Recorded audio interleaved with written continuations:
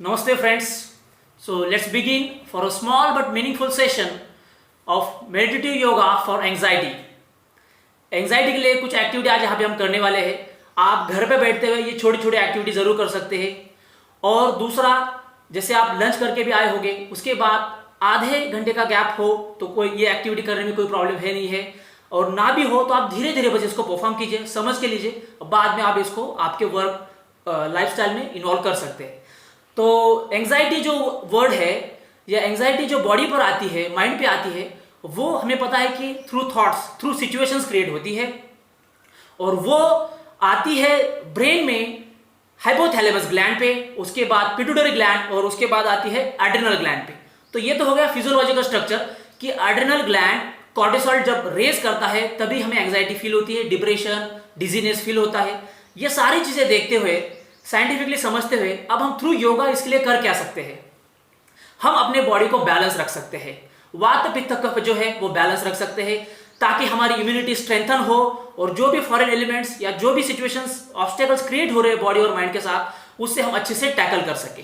तो अब हम फर्स्ट टेक्निक से शुरुआत करते हैं जिसका नाम है आज्ञाबंध ध्यानोर्जा योगिक क्रिया. नाम थोड़ा अलग है. आप जैसे घर पे इसको प्रैक्टिस कर रहे हैं तो आप आपके फैमिली के साथ भी कर सकते हैं. और थोड़ा बहुत आपको हंसी भी आती है, आप बिल्कुल हंस सकते हैं. हंसते खेलते हुए हम आगे बढ़ेंगे. परफेक्शन ना भी आ पाए तो बिगिनिंग जरूरी है, शुरुआत करना जरूरी है. तो हम शुरुआत करेंगे. बस आपकी कोई भी क्वेरीज है तो आप लास्ट में क्वेश्चंस हमें पूछ सकते हैं.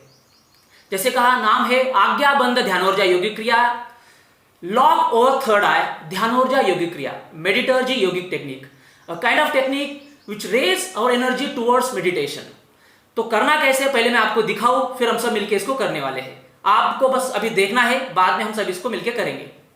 तो करना ऐसे है, फर्स्ट जो है normal cross leg sitting posture में आपको घर पे जहां पे आपको जगह कंफर्टेबल फील होती है वहां पे बैठना है. नीचे कोई तो एलिमेंट चाहिए, मैट चाहिए, ताकि अर्थिंग ना हो पाए. जो हम एनर्जी क्रिएट कर रहे हैं उसको बॉडी में ही एब्जॉर्ब कर सके, चैनलाइज कर सके, उसके लिए. अब करना ऐसे है, नॉर्मल क्रॉस लेग सिटिंग में बैठे हैं, या अगर किसी को नहीं बन पा रहा है तो चेयर पे बैठते हुए अगर वो करना चाहते हैं तो चेयर पे कर सकते हैं. बस स्पाइनल कॉर्ड स्ट्रेट रखें और थोड़ा सा चेयर से आगे हट के बैठे विदाउट सपोर्ट. तो करना ऐसे, आप देखिए. अब ये जो सारी चीजें मैं बोल रहा हूं, छोटे छोटे एडजस्टमेंट शुरुआत में हम बिल्कुल कर सकते हैं, ग्रेजुअली, क्योंकि हमें आगे बढ़ना है. परफेक्शन को छोड़ देना है, अभी बिगिनिंग इंपॉर्टेंट है. तो फर्स्ट टेक्निक जो है, first raising head towards roof. आपको बस पहले अभी देखना है, फर्स्ट हेड को रेज किया towards roof. After that interlocking the fingers. ये जो फिंगर्स है इसको ऐसे लॉक करना है. Left hand facing towards front, right hand से ऐसे लॉक क्रिएट किया. अब हमने फेस को रूफ की तरफ रेज किया हुआ था ऐसे. ये 1 and 2, ये जो लॉक हमने क्रिएट किया है उसको प्लेस करना है over centre of our third eye. This lock placing over centre of third eye while raising the head towards roof and placing this lock over center of third eye. इस position में रुकना है, spinal cord straight है. After that, inhaling through nostrils up to your lungs. Try to inhale and hold your breath inside your lungs. सांसों को hold करना है. अब होल्ड किया, उसके बाद 5 टाइम्स तक काउंटिंग करते हुए होल्ड ही करते रहना है. एंड कॉन्कॉमिनेंटली उसी समय दोनों हाथों को ऑपोजिट डायरेक्शन में पुल करना है. यानी ऑपोजिट डायरेक्शन में दोनों हाथ पुल किए, सांस रोक के रखी, काउंटिंग की और फोकस किया सेंटर ऑफ हार्ट पे, या कहीं भी एक डायरेक्शन में आपको फोकस करना है. यानी इसमें 3 चीजें इन्वॉल्व है, बॉडी, ब्रेथ एंड माइंड. तो माइंड से आप थर्ड आई पे फोकस कर सकते हैं या सेंटर ऑफ हार्ट पे फोकस कर सकते हैं, क्योंकि सांसें हमने यहां पे रोक के रखी है और ये लॉक जो है सेंटर ऑफ थर्ड आई पे क्रिएट किया है. इसलिए माइंड सटल पार्ट है लेकिन काफी इफेक्टिव है. Through mind try to focus over particular chakra, through hands lock, और ब्रीदिंग जो है होल्ड करनी है. तो पूरी क्रिया आप एक बार देख लीजिए. 1 2 3 इनहेल किया, होल्ड किया एंड पुल किया. 1 2 3 4 and 5. After that exhale through nostrils and release your ये जो पकड़ बनाई उसको रिलीज करना है. तो ये सिंपल टेक्निक थी. अब हम इसको सब मिलके करते हैं. जितना आपको बन पाए उतना ही करना है. बस यहां पे कोई रूल नहीं है. थोड़ा डिसिप्लिन ये है कि ग्रेजुअली हमें आगे बढ़ना है, धीरे धीरे. जितना समझ में आ रहा है उतना ही आगे बढ़ेंगे और साइंटिफिक अप्रोच रखते हुए आगे बढ़ेंगे. तो ठीक है, आप घर पे बैठते हुए हम सब लोग मिलकर शुरुआत करते हैं इस टेक्निक को. Ready? So start. Cross leg sitting posture में है. 1, raise your head towards roof. Perfect. Raising head towards roof. 2 interlocking the fingers, perfect. 3 placing this lock or center of our third eye, यहाँ पे, perfect. Now next, inhale through nostrils up to your lungs. Inhale and hold. Now while closing the eyes, focusing over third eye and pull. अपने दोनों हाथ opposite direction में pull करने हैं, जितनी अपनी कैपेसिटी उतना पुल करना है. 1 2 3 4 5. Now exhale through nostrils and relax. Perfect. छोटी टेक्निक है ये टेक्निक, और आगे आने वाले 2 टेक्निक आप घर पे अर्ली मॉर्निंग अगर आपको समय है तो, नहीं तो जब भी आपको समय मिलता है आप घर पे प्रैक्टिस कर सकते हैं. शुरुआत में इसको 5 to 7 टाइम्स हमें घर पे करना है. बाद में जैसे ही प्रैक्टिस बढ़ती है 10-12 बार आप इसके सर्कल कंटिन्यू कर सकते हैं. अब नेक्स्ट टेक्निक की ओर हम बढ़ते हैं. नेक्स्ट टेक्निक थोड़ी सी अलग है, इसमें शायद आपको थोड़ी हंसी आ जाए. हंसी आती है तो आप बिल्कुल हंस सकते हैं. घर पे है, थोड़ा सा लाफ्टर और कॉन्शियसनेस की तरफ हम बढ़ते हैं तो अच्छा ही हम सब के लिए. करना ऐसे मैं आपको करके दिखाऊं, फिर हम सब मिलकर इसको करने वाले हैं. फर्स्ट जो है, नॉर्मल क्रॉस लेग सिटिंग में बैठे हैं, स्पाइनल कॉर्ड स्ट्रेट है. जो लोग चेयर पे बैठे हैं वो बस आगे थोड़ा सा आगे होते हुए, स्पाइन स्ट्रेट रखते हुए, पैर जमीन पर टिकाते हुए बैठना है. अगर नॉर्मल सिटिंग पोस्चर में सब बैठ रहे हैं तो बहुत अच्छी बात है. अब इसमें करना यह है, प्लेसिंग बोथ हैंड्स और रिब्स. रिब्स पे ऐसे दोनों हाथ ऐसे रखने हैं, ये वाली पकड़ रिब्स पर ऐसे प्लेस की.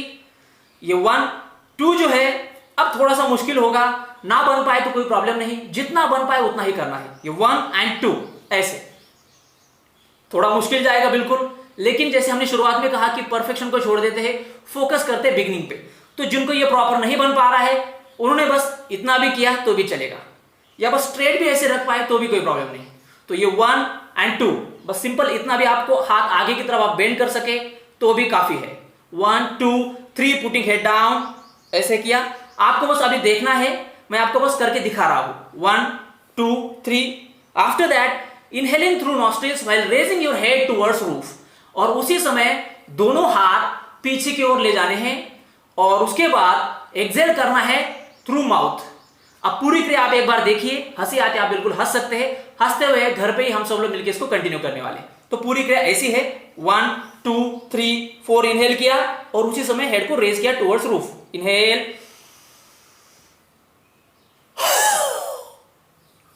परफेक्ट. थ्रू माउथ एक्सेल करना है. बिल्कुल हंसी आ सकती है, आप बिल्कुल हंस सकते हैं. हंसते हुए सब कंटिन्यू करेंगे. लाफ्टर जो है बेस्ट मेडिसिन है ऑक्सीटोसिन लेवल रेज करने को, और जैसे ही ऑक्सीटोसिन रेज होता है उसी समय कोर्टिसोल रिड्यूस होता है. जैसे ही अंधेरा, अगर पूरे यहां पर कमरे में अंधेरा है, हम जैसे ही उजाला जलाते हैं तो अंधेरा चला जाता है, उसी हिसाब से ऑक्सीटोसिन रेज करेंगे तो कोर्टिसोल अपने आप रिड्यूस होने लगेगा. तो हमें फोकस करना है पॉजिटिविटी के ऊपर. तो सब मिलकर इस एक्टिविटी को फिर से एक बार शुरुआत करते हैं. सब लोग रेडी है तो शुरू करते हैं. Ready? So start. 1 placing hands और रिब्स. अब जो एक्सेल मैंने जो कहा, एक्सेल ज्यादा जोर से आपको नहीं करना है, कंट्रोल मैनर में एक्सेल करेंगे, जितना बन पाए उतना. जब एक्सेल करेंगे यहां पर तो हाथ पीछे जाएंगे, ये हाथ पीछे लेते हुए थ्रू माउथ एक्सेल करना है. और एक्सेल का जो है, जैसे हम कैंडल बुझाते हैं वैसे एक्सेल नहीं करना है. थ्रोट पे यहां पर थायराइड ग्लैंड पे इंपैक्ट हो उस हिसाब से एक्सेल करना है, ये वाला एक्सेल. तो जितना बन पाए उतना आप एक्सेल कीजिए बिल्कुल, और हंसने के लिए तो कोई प्रॉब्लम है ही नहीं. ठीक है, शुरुआत करते हैं मिलकर. रेडी? 1 परफेक्ट. 2 थोड़ा सा हाथ आगे की ओर बेंड करते हुए जितना बन पाए. अब इतना नहीं बन पाएगा तो प्रॉब्लम है ही नहीं, बस इतना भी बन पाए तो भी काफी है. 2 3 putting head down. 4 inhale while raising your head towards roof, and 5 exhale. Perfect. Virtually हम इसको कर रहे हैं तो थोड़ा बहुत ऊपर नीचे हो सकता है, आपको शायद कुछ क्वेश्चंस हो तो आप बाद में इसको पूछ भी सकते हैं, लेकिन शुरुआत करना बहुत जरूरी है. इसके कोई साइड इफेक्ट है नहीं, तो ग्रेजुअली हम बिल्कुल कर सकते हैं. तो ये सेकंड टेक्निक हमने की. अब थर्ड टेक्निक की ओर बढ़ते हैं. यह भी टेक्निक आप अगर समय है तो अर्ली मॉर्निंग आप इसको जरूर कीजिए, ताकि बॉडी बैलेंसिंग होने के लिए, और सबसे इंपॉर्टेंटली जो है 2 मेजर जो सिस्टम्स है बॉडी की उसको कंट्रोल करने के लिए काफी इफेक्टिव टेक्निक है. 2 मेजर सिस्टम्स यानी ग्लैंडुलर सिस्टम, ग्रंथीय संस्था, and the second one is nervous system, central nervous system के लिए ये काफी इफेक्टिव टेक्निक है. लेकिन जब हम प्रैक्टिस करेंगे, एक्सपेरिमेंट करेंगे और जो कुछ एक्सपीरियंस आएगा तभी हम मानने के लिए तैयार हो जाएंगे, क्योंकि हमने मान लिया है कि हम साइंटिफिक अप्रोच रखेंगे उस हिसाब से. अब लास्ट टेक्निक, इसका नाम है, इसका नाम भी थोड़ा सा अलग है लेकिन क्रिया काफी इफेक्टिव है फॉर आवर न्यूरोसेल्स, ब्रेन के लिए और मेजरली पिट्यूटरी, पिनियल और हाइपोथैलेमस ग्लैंड के लिए काफी अच्छी क्रिया, और हिप्पोकैम्पस जो सेक्शन है उसके लिए अच्छी क्रिया है ताकि मेमोरी भी आपकी अच्छी रहे। तो करना कैसे मैं आपको दिखाऊं, फिर हम सब मिलकर इसको करने वाले हैं। करना ऐसे है, जिनको बन पाए वही बस वज्रासन में बैठ सकते हैं। ये वज्रासन में बैठना है, Thunderbolt posture, Thunderbolt posture vajrasana, जिनको बन पाए उनको ही बस बैठना है। जिनको घुटनों में तकलीफ है या नहीं बैठ पाएंगे वो simple cross leg sitting posture में बैठे तो भी चलेगा, या बहुत ही प्रॉब्लम अगर हो रही है बैठने में तो आप चेयर पे बैठे तो भी चलेगा। शुरुआत है इसलिए धीरे धीरे आगे बढ़ेंगे। तो क्रॉस लेग सिटिंग में बैठे हैं, या फिर परफेक्ट अगर करना है तो वज्रासन में बैठे हैं। तो ये वज्रासन में ऐसे बैठना है। तो आप पूरी क्रिया आप एक बार देखिए, फिर हमसे मिलकर इसको करने वाले हैं। आपको बस अभी देखना है 1 2 जो है दोनों हाथ पीछे ले जा रहे हैं, yes, placing both hands towards our back, back side में पीछे की तरफ ऐसे हाथ प्लेस करने हैं ताकि सपोर्ट मिल सके। ये बस सपोर्ट के लिए है।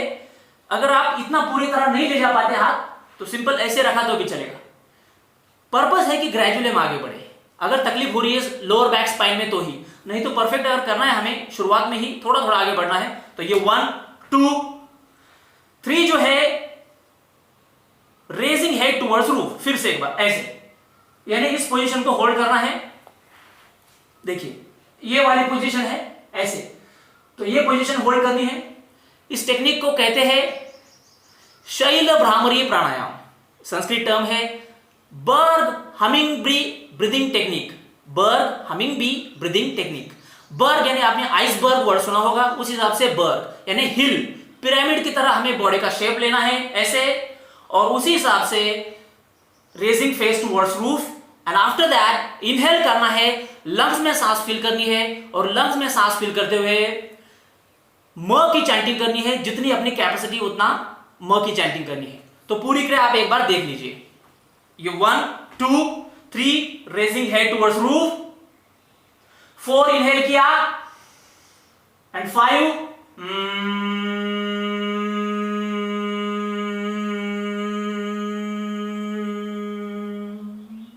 उसके बाद नॉर्मल ब्रीथिंग शुरू रखते हुए स्ट्रेट होना है, और फिर रिलैक्स होकर क्रॉस लेग सिटिंग में बैठ जाना है।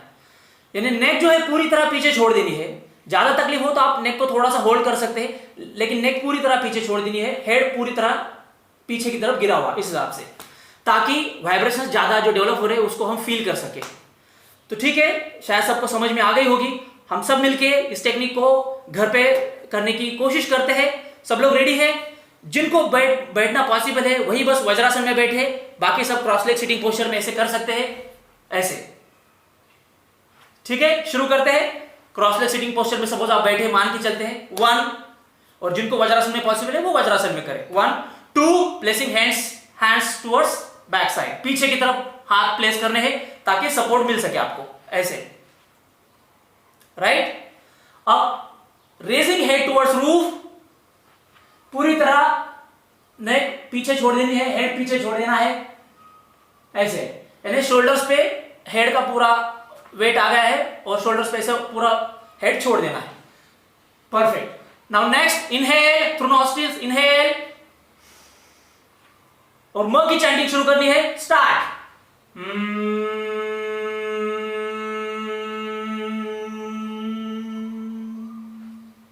नाउ रिलैक्स, हाथ आगे, स्ट्रेट बैठना है। फिर से एक बार सेम टेक्निक शुरू करते हैं। 1 2 हाथ पीछे, 3 raising head towards roof, perfect. 4 inhale and start.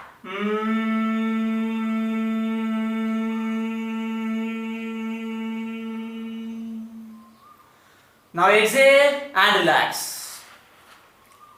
Now sitting cross leg position और रिलैक्स होना है। ये 3 छोटी टेक्निक हमने की, 1-2 बार ही हमने की समय के हिसाब से, लेकिन आप इसको समझने के बाद आपके घर पे इसको रेगुलर प्रैक्टिस जरूर कर सकते हैं।